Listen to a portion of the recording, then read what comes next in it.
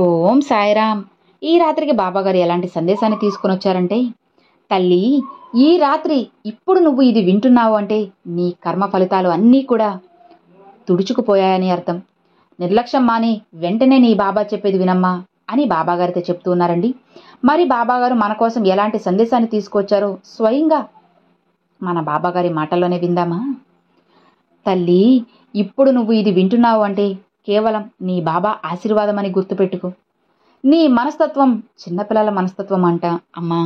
అసలు ఒక్క మాటలో చెప్పాలి అంటే, నువ్వు కోరిన వెంటనే నీ కోరికలు తీరిపోవాలి అని, నువ్వు ఏదైనా తలుచుకోగానే అది జరిగిపోవాలి, అందులో విజయం రావాలి అని చెప్పి కోరుకుంటావు. నిజమే కదా.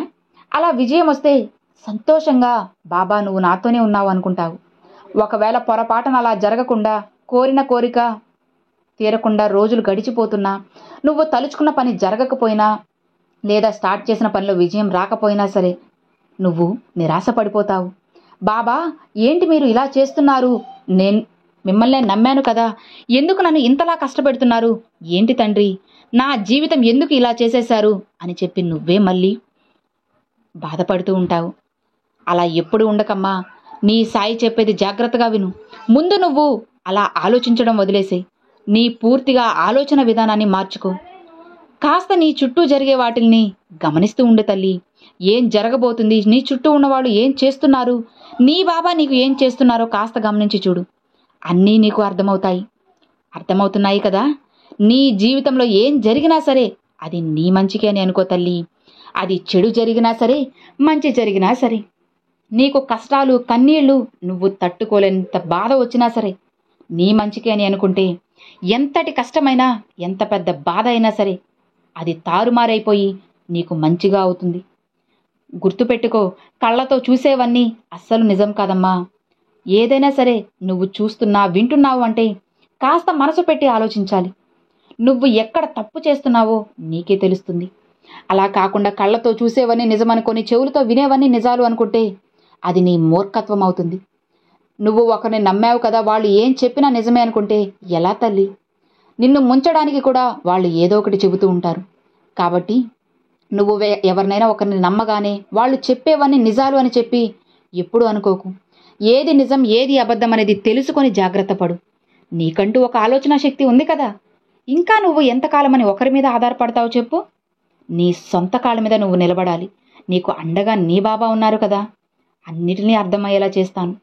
నీ బాబా నీకు ఎవరు ఏం చేశారో అన్నీ అర్థమవుతాయి. ఇప్పుడు నీకు వస్తున్న ఈ కష్టాలను చూసి నువ్వు కాస్త భయపడుతున్నావు కదా, కంగారు పడుతున్నావు కదా. ఎందుకు తల్లి, ఎందుకు అంతలా భయపడుతున్నావు చెప్పు. నువ్వు ఇలా భయపడుతున్నావు కాబట్టే అందరూ కూడా నిన్ను ఇంకా ఇంకా భయపెట్టాలని చూస్తున్నారు. నీలో ఉన్న కాస్త ధైర్యాన్ని కూడా చంపేస్తున్నారు. కాబట్టి తల్లి, నీ సాయి చెప్పేది ఒక్కటే, నీకు ఎంత భయం వేసినా సరే భయాన్ని మొత్తం లోపల అనగబెట్టి బయటికి ధైర్యంగా ఉండు. ఎవరినైనా సరే ధైర్యంగా ఎదిరించి నిలబడాలి. ఒక్కసారి నువ్వు ధైర్యంగా నిలబడి చూడు, అన్నీ కూడా నీకు భయపడతాయమ్మా. నమ్మకంతో ఉండు తల్లి. అన్నిటినీ మంచిగా నేను జరిపిస్తాను. ఒక్కటి చెప్పనా తల్లి, కేవలం నమ్మకం ఒక్కటే బాధని తొలగించే మందు. కాబట్టి మనసుని ప్రశాంతంగా ఉంచుకో. అప్పుడే కదా నీ సమస్యలన్నిటికీ ఒక మంచి మార్గం అనేది కనిపిస్తుంది. నువ్వు అలజడిగా ఉంటే చిన్న సమస్య కూడా నీకు కొండంత సమస్యగా అనిపిస్తుంది. కాబట్టి ఎప్పుడు కూడా బాధపడకు. కొండంత సమస్యను కూడా ఘోరంతగా భావించి ముందుకు వెళ్ళు. నీకు అన్నీ సవ్యంగా ఉంటాయి. కాబట్టి నీ మనసుని స్థిరంగా ఉంచుకో. తరువాత అన్నీ జరుగుతాయి. కోపంలో ఎట్టి పరిస్థితిలోనూ ఒక్క నిర్ణయం కూడా తీసుకోవద్దమ్మా. ఎందుకంటే అది నీ పూర్తి భవిష్యత్తునే నాశనం చేసేస్తుంది. కాస్త జాగ్రత్త, నిదానంగా ఉండు. నీ సాయి తండ్రి నీకు తోడు ఉన్నారు కదా. ఇక నీకెందుకు చెప్పు భయము. ఈరోజు ఈ శుభవార్తను ఈ రాత్రి నువ్వు వింటున్నావు అంటే నీకైనా మంచి జీవితం ప్రారంభమైంది అని అర్థం. ఇక నీ కర్మ ఫలితాలన్నీ పూర్తిగా తుడుచుకుపోయాయి తల్లి. ఇక నువ్వు నీ కుటుంబంతో చాలా సంతోషంగా ఆనందంగా జీవించబోతున్నావు. అది కూడా నీ బాబా ఆశీర్వాదంతోనే. అన్నీ జరుగుతాయి. అస్సలు దిగులు పడకు.